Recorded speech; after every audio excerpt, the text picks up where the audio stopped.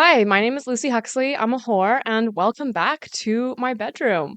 Today's episode is all about dating, the harsh truths of dating as a woman that I have learned in my life.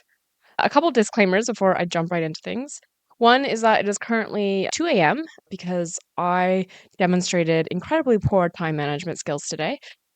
I am very tired, and I feel like my grammatical output is suffering because of it. And I'm also in a bit of a weird mood, which you might be able to tell already if you're a regular listener.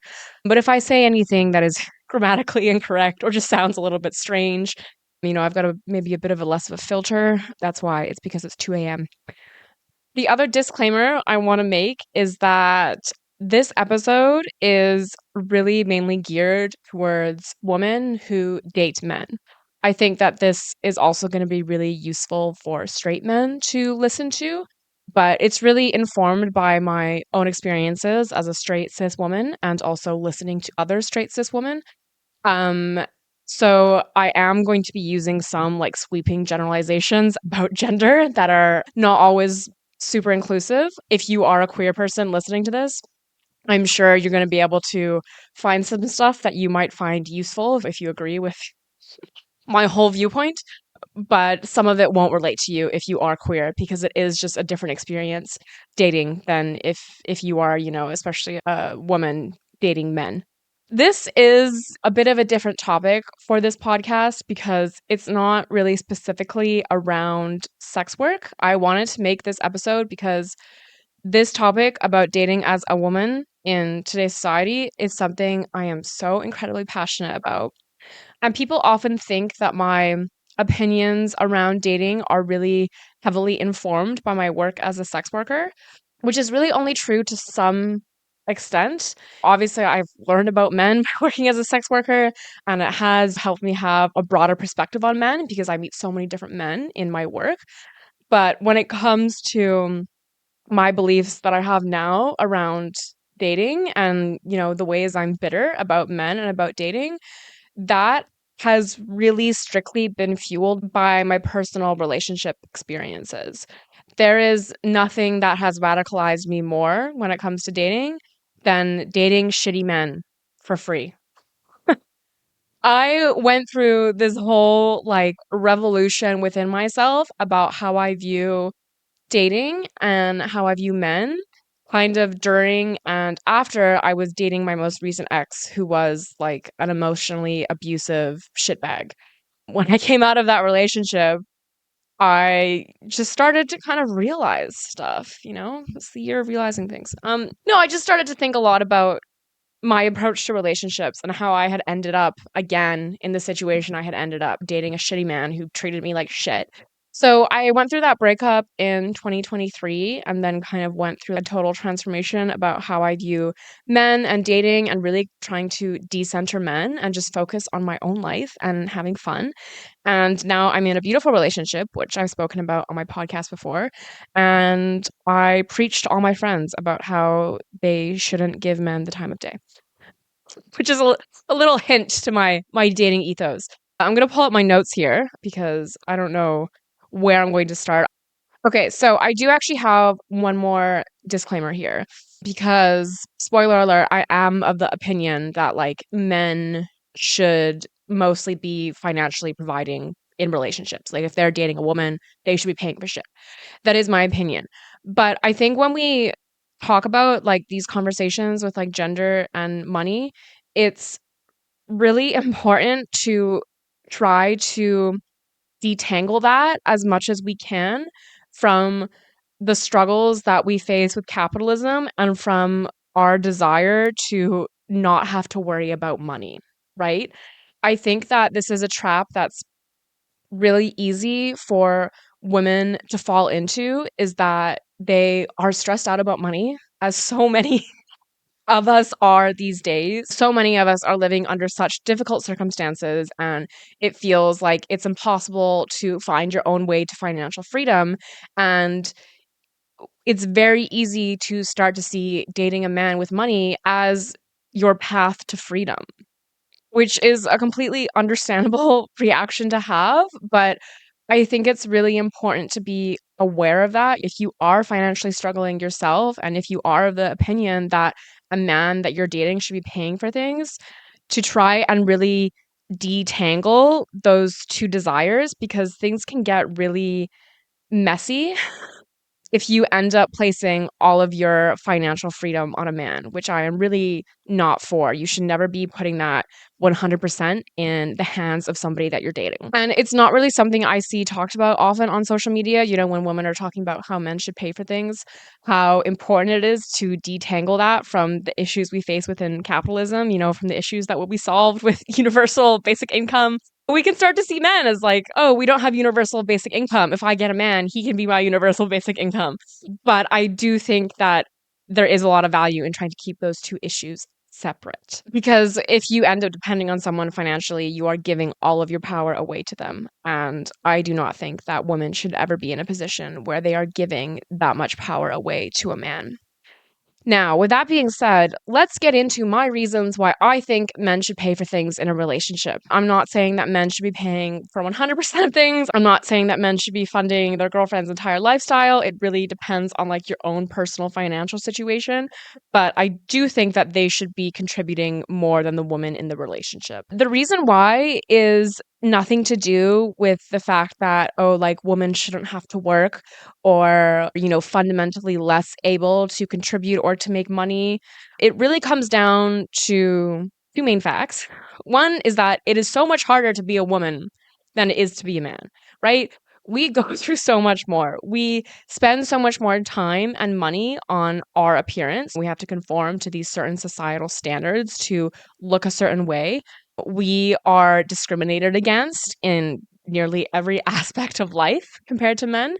We do not have the same 24 hours in a day as men. We need to sleep longer. Like scientifically, that's a fact. We need more sleep. Most of us go through a 28-day to 32-day hormonal cycle. A week to even 2 weeks of that cycle leave us feeling very low energy, depleted, can often be in a lot of pain as well. Men don't experience any of that. Like, we literally do not have the same days in the month. We literally do not have the same 24 hours in a day. We have less time than men do because of all of these things, mainly the sleep and our menstrual cycles. The other things that we have to deal with as women that men don't have to, they all add up. So we're not even starting from the same baseline as men. Also, we face greater health risks by interacting with men and by being with them sexually. We have more dangers when it comes to men because there is the constant threat that men could assault us, harass us, cause any sort of physical harm to us. And then there's also things like the fact that STDs that we get from sex have the potential to harm us as women much more than they do as men. For people who have uteruses, it is much more easy for STDs to make us infertile and to have really long-lasting impacts on our health. And for people who have penises, that is less of a risk. So we're dealing with all of this shit. And I think that men paying for things is just a recognition of that and a respect of that. Like, it's just the recognition of you go through all this shit that I have never even had to think about in my life. The least I can do is make sure that our time together is not also going to cost you money. Because, like, added on to this stuff about how we're not at the same baseline as men, it is so much more beneficial for men to date us and be in our presence than it is for women to date men. And we see this socially. For example, when a man is seen out in public with a beautiful woman, it raises that man's social status. People who don't know that man are going to look at him and think, wow, what did he do to get such a beautiful woman? He must be doing something right, right? In conventional society, his friends are going to congratulate him for getting such a beautiful woman, right? It is seen as an achievement. It uplifts your social status when, as a man, you are seen with a beautiful woman, when you have a relationship with her. Whereas for women, we are seen as less valuable by society when we are with a man because it means that we are no longer available. As women, we are seen by society as most valuable when we are available. And when we are taken, taken in quotation marks here, we lose that value of being available. I'm definitely not saying I agree with this, just so we're clear. I'm just stating that this is kind of how our society works right now, is that society does view things that way. And it's not just about these kind of like abstract societal things. We also see this in health statistics that men who are married to women live much longer than men who are single. And the inverse is true that women who are married to men have shorter lives. They literally lose years off their lives compared to women who are single.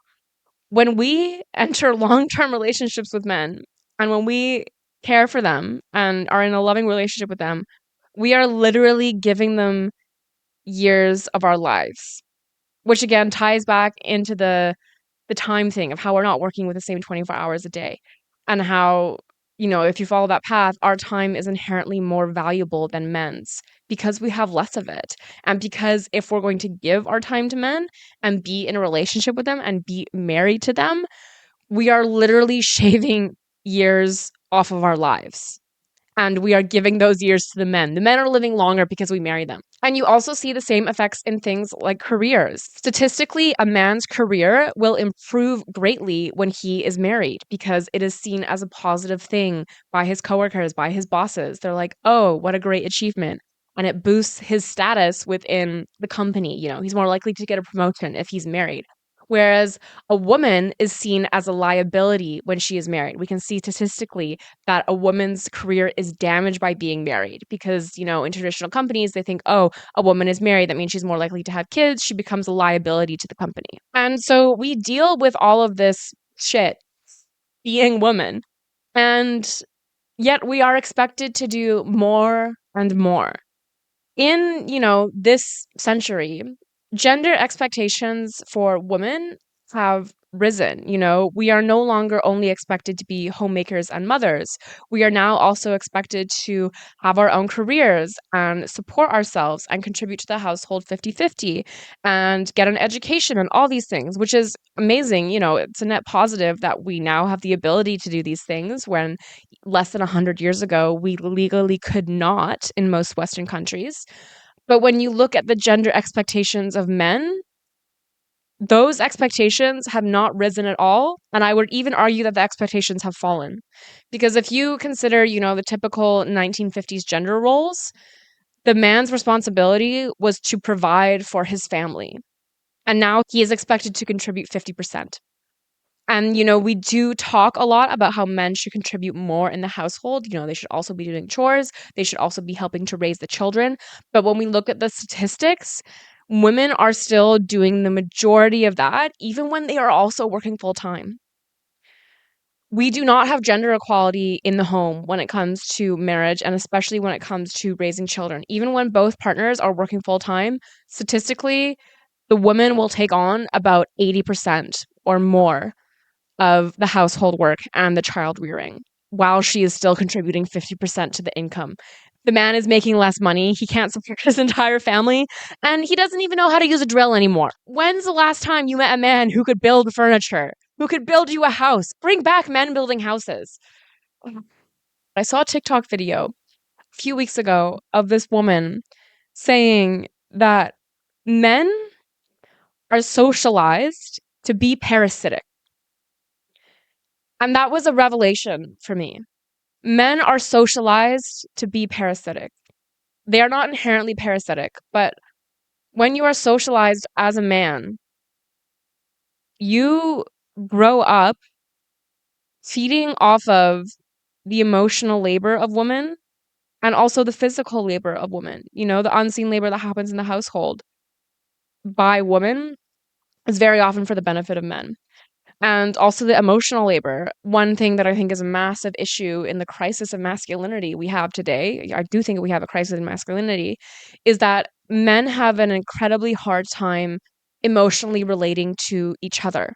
We know this, again, statistically, that women are able to form really strong bonds with each other. Female friendship is incredibly powerful, and men do not have access to that among themselves. They really struggle to form emotionally valuable relationships between each other. And because they can't get that emotional support from other men, the only place that men feel safe getting emotional support and emotional connection is from the woman in their lives. So, as women, we not only end up doing most of the cooking and cleaning and, adding to these men's lives with our amazing, beautiful presence that makes others think better of them, we also, most of the time, end up becoming their sole emotional support because it is so difficult for them to make emotional connections with anyone else besides, like, maybe their mom. So, again, men are socialized to be parasitic because men are socialized to be selfish. They're socialized to know that it's okay to take and take and take from other people and not have concern about what you're giving in return, which is so different from how we are socialized as women. And again, this is just how we're socialized. It's entirely possible to break out of that. But when it's how we're socialized by literally all of society, that becomes the easiest path to walk and the path that most people end up walking. As women, we are expected to care for the people around us, and men are expected to be more self centered and to put themselves first and to take what they need from other people, to have the audacity to ask for what they want, and to have the audacity to think and know that they can accomplish anything. It's really a completely different reality than what we live in as women. And most men have been unable to break out of this social conditioning to be parasitic towards women, to just take and take from them and latch onto them and enter this codependent relationship that in the end doesn't really benefit the woman. Like, how many times have you seen a wonderful woman be in a relationship with a guy who's kind of shitty, and it just like dims her entire light? It dims her entire being. And you see her suffering in this relationship. I've seen that happen with almost every female friend I've had, where they are dating a guy who does not treat them that well. And it just dims her entire being because she cares so much about him and she's trying to put so much effort into the relationship. And she's not getting anything in return. He is taking so much from her. And I personally have never seen that happen to a man. I'm sure it could happen, where his light is dimmed and so much of him is taken from the relationship, but I've never seen it happen. I have seen it happen mutually, very rarely, where both people are really adversely affected by the relationship. But the majority of the time, what you see is the woman literally losing the other beautiful aspects of her life that don't involve this relationship, while the man is just profiting off the relationship. And I don't mean profiting financially, I mean profiting socially, emotionally, in all the ways. He is benefiting from the relationship and the woman is not. And I think that's an example that so many of us have seen in our lives. And I think it's important to recognize that it is a pattern that happens in relationships between men and women over and over again. And if you are a woman who dates men, it is so important to recognize this pattern exists. And it is important to be scared of it happening to you. You should be scared of that happening to you, of a man stealing your light. If you've been dating for a while, you've probably already had it happen to you. I think as women, it's really important for us to take steps to avoid that happening. I do think that, in some small parts of society, we are going through this revolution of women realizing that we don't need men and that in so many cases, we are better off alone and single than we are with men. Statistically, the happiest people in the world are single women. If you are a woman and you want to make sure that you live a long, happy, and fulfilling life, statistically, the best way to do that is to be single.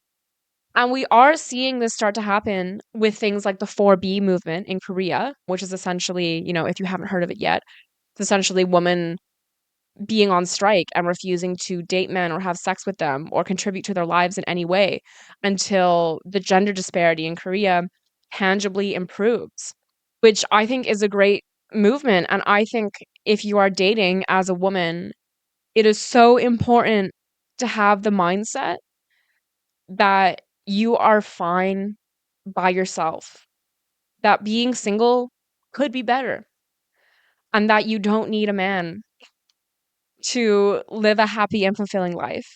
Because that is the messaging that we are told growing up, right? Is that, your goal should be to find a man to fall in love with and get married and stay with him for the rest of your life.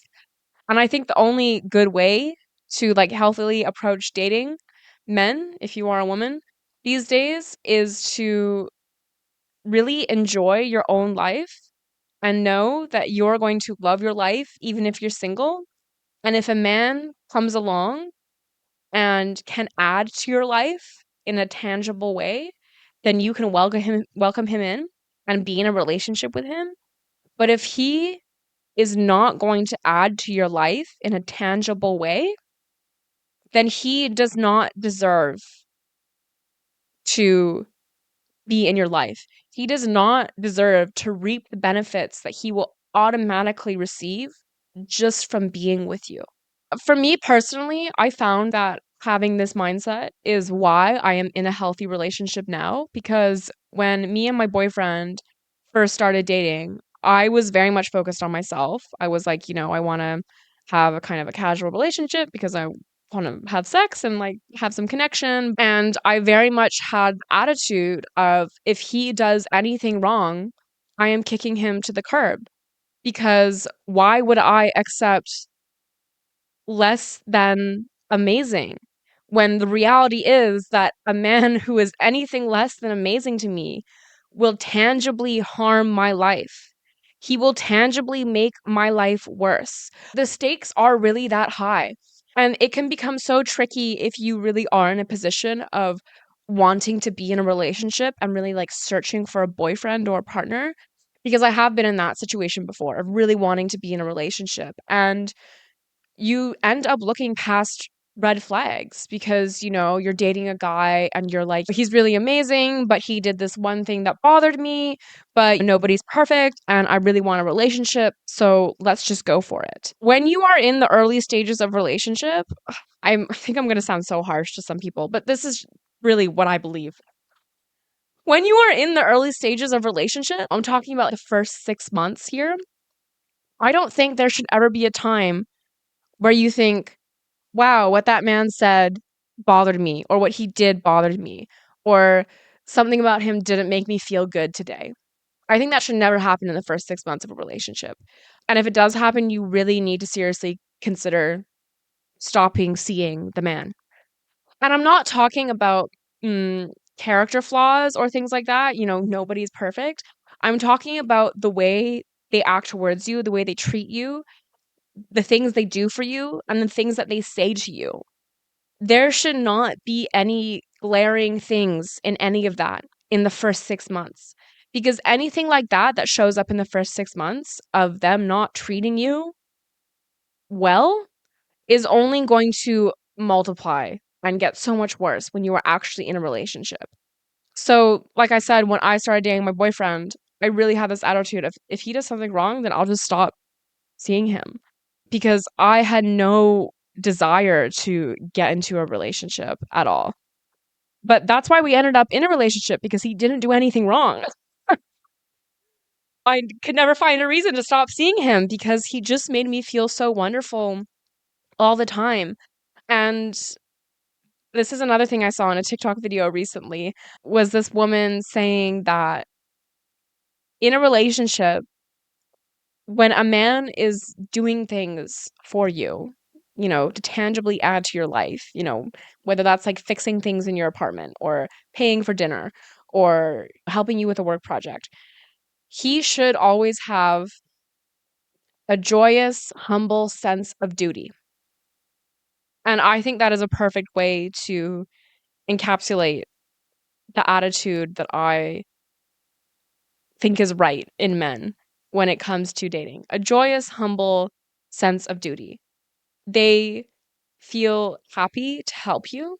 They feel happy to make your life better. They want to make your life better. They want to bring ease to your life. They want to help you in any way that they can. And they're humble about it. They're not helping you and trying to make your life better to improve their own ego or so that you feel like you owe them something. They're just doing it because they want to. And they feel a duty to you because they understand what you are sacrificing and what you are giving by being with them and what you are adding to their life by being with them. I also think this attitude of being willing to walk away if a man does something wrong does really affect how men treat you. Because if you genuinely have that attitude and that belief of, if he treats me badly, I'll leave because I don't need him, then he's gonna understand that. It's gonna reflect in your actions and your behaviors. It's gonna like give him a little bit of stress in a good way of like, yeah, I can't treat this woman badly because if I do, she will leave. And he should know that. He should be stressed about that. He should know that if he fucks up, it's a problem. Because I think very often in dating, men will meet the standards that you set for them. If a man knows that no matter how shit he treats you, you're never gonna leave him, if he's like not a great person, he will treat you like shit because he knows he can get away with it. He knows that you're going to let him get away with it. But if you have the standard that you will not allow that and he really wants to be in a relationship with you, he will meet the standard that you set. And if he doesn't meet those standards, then he's not right for you because he's not going to add to your life. He's going to take away from your life in the way that men so often do.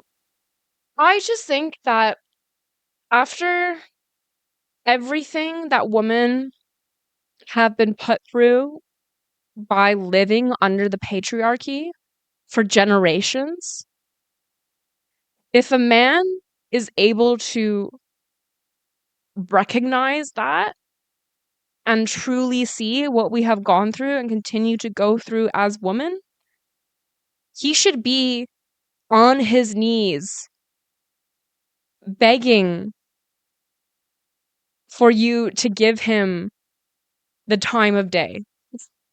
Because we can turn away from men. We can do what the women in Korea are doing and go on strike and not give them anything because we don't need them. And I do think that they need us. And after all of the shit that we have gone through and have to go through every single day, they should be on their knees begging for us to give them a chance. And that's also my philosophy in dating. If a man doesn't have that energy, that simp energy, then I don't want it. Because if he doesn't have that energy, then he like doesn't understand feminism in the way that is important to me. And he doesn't understand the fact that me being with him is a sacrifice that will greatly benefit his life. And if he understands that in the way I want him to, he's going to want to add to my life. And I just think as women, we shouldn't accept any less than that. There is no reason for us to accept any less than that because we don't need men. Statistically, we will be happier when we are single. So why would we accept any less than a man who treats us with the utmost respect and devotion, with the utmost simp energy? I do truly think it is what we all deserve as women. If you are a woman who is actively dating men, I highly recommend the book Why Men Love Bitches by Sherry Argov. This book is my Bible. I have made all of my female friends read it. I'm passing it around like the gospel. It is such a good book. There are some very sweeping statements about gender in that book.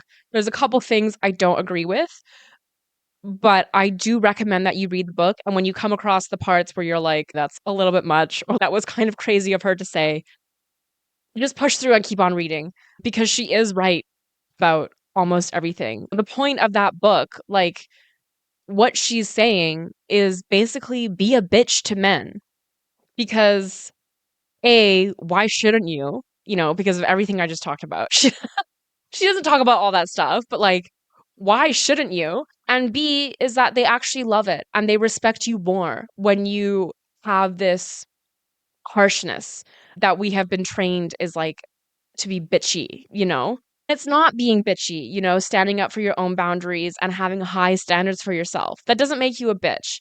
Like, women asserting our own boundaries and standing up for ourselves has been demonized as being bitchy, when actually it's an amazing thing because it will help you make your own life better and it will also make men respect you more.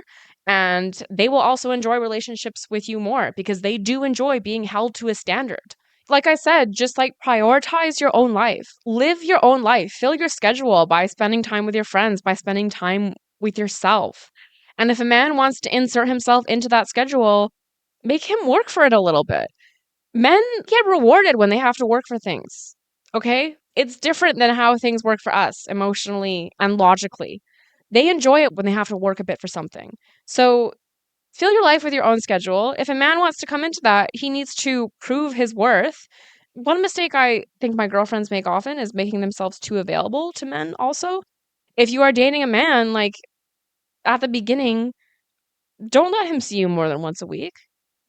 You don't have time for that. Even if you do have time, make it clear that you have your own life and your own schedule and that everything else in your life is a priority over him until he has proven himself to you. And it's not about playing games.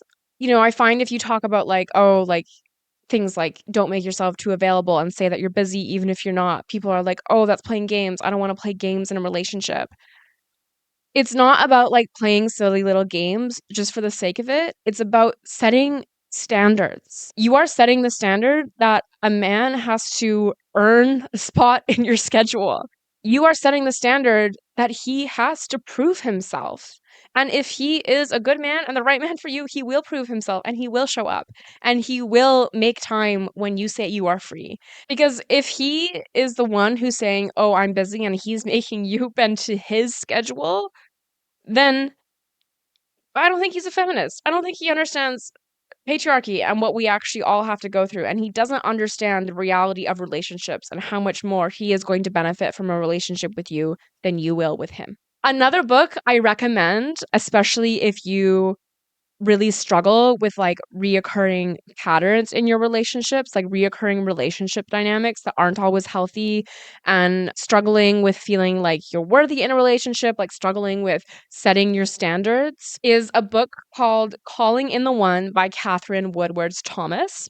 I love this book. I recommend it to everybody, not just women. It's very much geared toward women, but I think it's helpful for everyone. It's basically like a self-help therapy book over like I think 6 or 7 weeks, and you do the exercises in the book, and the premise of the book is that it's going to help you attract and manifest the love of your life.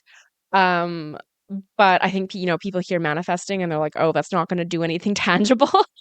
Um, the book is really filled with tangible exercises, like writing exercises that really enable you to unpack your own relationship patterns and where they stem from and why you have the desires that you have in relationships and why you end up in maybe certain unhealthy relationship dynamics. I think I've done the book like 3 or 4 separate times in my life, and I have found it incredibly insightful and helpful every single time. I just think it's an incredibly useful tool for anyone who wants to be in a relationship and wants to make sure that they are approaching it in a healthy way. And lastly, I'm going to recommend a few TikTok accounts that have very much helped with my growth. I will link them in the show notes, but the main ones are Texas Garden Fairy, Observations with My Eyes, I think that's her username, and the YV Edit. The YV Edit has unfortunately been talking about some anti-porn stuff lately, which I really don't agree with, but she has some really amazing videos around dating and feminism and also white supremacy and some other really important topics. So I really recommend you check out her content and the other people I mentioned. Like I said, I will link them below. And I think that's everything I have to say for now. It's a topic I'm very passionate about because it has affected my own life so much, and I've seen it affect the lives of every single woman that I care about. And I just think it's so important for women to be empowered and have high standards when it comes to dating. If you have any questions about anything or want my opinion on anything around this, I would love to hear from you in the comments. Next week, I'm going to get back to talking about my work. And yeah, that's everything for today. My name is Lucy Huxley. Thank you for joining me in my bedroom.